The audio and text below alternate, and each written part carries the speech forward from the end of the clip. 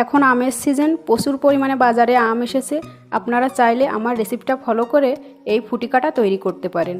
চলুন ভিডিওতে দেখে নিই কীভাবে এই ফুটিকাটা তৈরি করতে হবে। ফুটিকা তৈরি করার জন্য আমি এখানে 2টা পাকা আম আর একটা অর্ধ পাকা আম, এটা টক, আর দেখা যাচ্ছে এই 2টা কাঁচা কিন্তু ভিতরে পাকা। এগুলো আমি ছোট ছোট টুকরা করে কেটে নেব। আর অবশ্যই কিন্তু একটা টক আম নিতে হবে। আমার এটা অর্ধ কাঁচা পাকা, এটা আমি টক আম নিয়েছি। আমগুলো আমি ছোট ছোট টুকরো করে কেটে নিয়েছি। আমি একটা কাঁচা টক আম নিয়েছি, কারণ ফুটিকা অবশ্যই টক হয়, সম্পূর্ণ মিষ্টি হয় না। এবার আমি প্যানে এই আমগুলো ছেড়ে দেব। এবার এর ভিতরে 2 কাপ পানি দেব।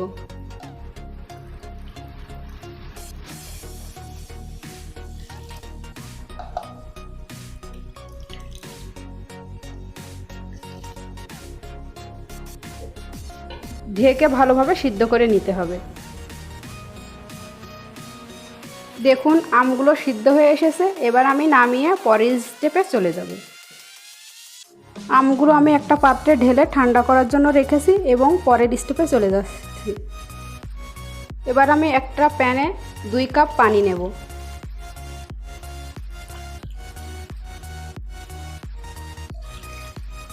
এর ভিতরে দিয়ে দেব 1/4 কাপ চিনি। আপনারা আপনাদের স্বাদ অনুযায়ী দিতে পারেন। এবার ভালো করে একটু মিক্স করে একটা বলক হলেই নামিয়ে দেব। চিনির শিরাটা তৈরি হয়ে গেছে, এবার আমি নামিয়ে নেব। এই সিদ্ধ করা আমটা আমি ভালোভাবে ঠান্ডা করে নিয়েছি। এবার আমি ব্লেন্ডারে ব্লেন্ড করে নেব।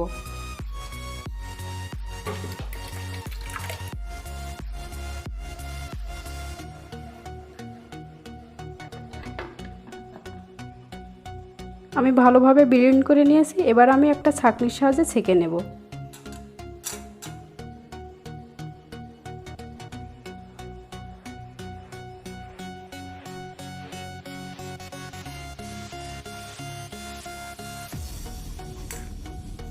আমি ফুটিকাটা ছেঁকে নিয়েছি। এর ভিতরে আমি সেই শিরা করা পানিটা মিক্সড করে দেব।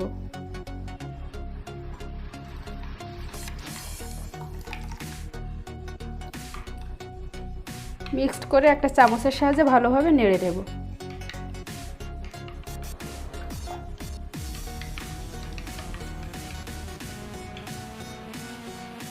একটু ফ্লেভারের জন্য 2 চামচ লেবুর রস দিয়ে দেব।